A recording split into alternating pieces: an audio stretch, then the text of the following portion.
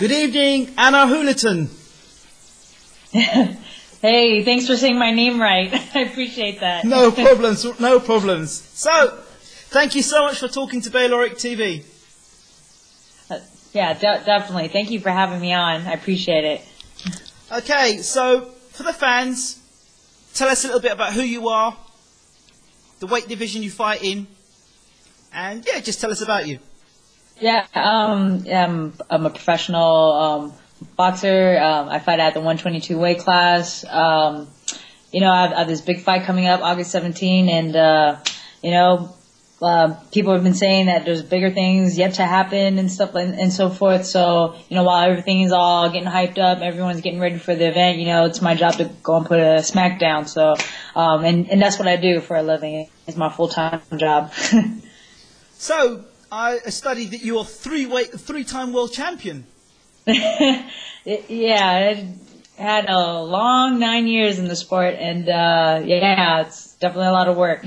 There was one fight in particular I noticed. We had very few fights and challenged for a world title against a person that had a whole load of fights and was unbeaten. Talk to me about that particular fight. I thought it was a great fight. I felt like I had a certain, go for the body. And the second round, I dropped this girl. It was 40,000 people deep in the audience, and it was just silent. For me, it was electrifying for me, even though it was just quiet. But I just kept working towards the body, and for some reason, the referee he deducted a point on the fifth round, and I felt like, man, I just needed, just a little bit more time. And, I went back to my corner. Angela told me to, just start boxing. Don't go to the body anymore.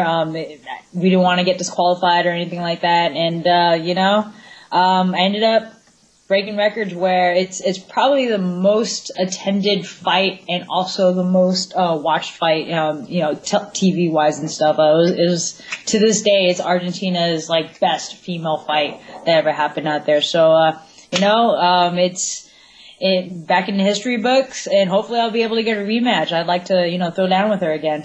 Okay, so talk to me about the fact of being a female fighter in the US. Being a female fighter in the U.S., it can be tough in terms of just being able to have the exposure and stuff like that. But for me, I don't necessarily have that problem because in women's boxing, for me, my fights are global. It's international. It goes out worldwide, and I feel like I'm able to bring that a little bit over to the U.S. and kind of use that as my advantage to kind of put me into better opportunities and so forth. With this fight that's coming up, it's going to be televised for the over in the States out here, which is a big thing for women boxers. Absolutely. And possibly, if everything goes down right, there may be some women boxing on the undercard of the Mayweather-Canelo fight. So crossing fingers, and hopefully things will start to launch for women fighters out here in the United States. What's been the secret to your success? What makes Anna Julaton who she is today? Because, there are a lot of women fighters that I've spoken to that haven't had the success that you've had. They may be different weight world champions and may have had unbeaten records and all the rest of it. But you've got something a little special about you. Now, why is that? It takes a lot of heart to do this particular sport. You have to have a thick skin as a woman fighter in a male-dominated sport. And for me, I feel like my secret comes out to 4 words. It's Alan Tremblay and Angela Reyes. Just being around very enthusiastic, passionate, very strong-minded people who not only just backs me, they support the whole idea of uplifting women's boxing and boxing in general. So I feel like I really lucked out with having such a great team. A lot of people will think boxing is an individual sport. I think otherwise. It's really a team sport. It's a business at the end of the day. So you got to have a lot of elements going your way in order for you to succeed in the sport. So I just happen to have, the chemistry going my way right about now. Do you think you're appreciated as a female fighter? Well, I'd say at the gym, for instance, right? I trained over at Walcart, you know, with Freddie Roach used to be my old trainer. I would watch Manny Pacquiao and stuff like that. And you know, when I go down to the gym, and it's a hostile area because, you know, it's full of fighters and a lot of egos and stuff. People want to throw down. And, you know, when people look at me, you know, they have their initial impression, but as soon as I start hitting the bags and I go to work and people see that I mean business, you know, I create this image, you know, I don't get any, like, you know, negative talk. Just as long as a person actually sees me working and actually see me on a daily basis doing the things that I do. Going over to the Mayweather gym over out here in Las Vegas, what's really, really, really, really awesome is, I mean, I'm Filipino, right? I've been able to watch people like Manny Pacquiao, you know, train at his camps, you know, get to see him go to his fights and so forth. We'll go over to the Mayweather camp, or we'll go over to his gym. Mayweather is so nice, super nice. And, you know, it's really nice and refreshing. So in terms of the respect in the gym, I don't feel like it's a problem as a woman boxer. Now for the audience, for the masses, for everyone else outside the sport, I get, you know, the mixes. People support it and some people don't. Some people just don't know about it. Some people just don't care. And, I feel like that's just kind of the velocity of the world. You know, some people like Coke, some people like Pepsi, some people like male fighters, some people like women fighters, some people like both.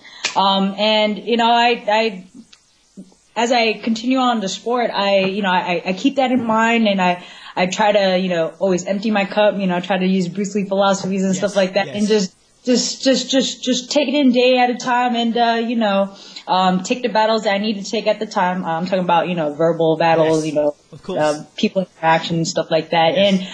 And I feel like at the end of the day, people are always going to know me as a female boxer, as a female fighter, as someone who, held the world titles and stuff like that. I have a responsibility to always make sure that I always put out a positive light, despite what people have to say about women's boxing or whatever, or their ideas, whether it's positive or negative, you know? So I feel like that's just it's natural for the world to have their own opinion. And I feel like if anyone wants to be successful at whatever they do, they just have to have a positive attitude and just, you know, hold their ground, have a message, have a purpose in life, and just spread it. The impression I get is that you've had to come through a hell of a lot to get to where you are now. And just by you just talking right here to me, it sounds to me that there's been a lot of things behind the scenes that you've had to, I guess you bottle it up, but you've let it out on the bags. How do you overcome such negativity to stay and still have a smile on your face and still be able to do your thing? What does it take, Anna? That's a really good question. I gotta give my hats off to you, man. No one ever. Listen. I am the opponent now. This is great. We should have like some video gloves or something like that with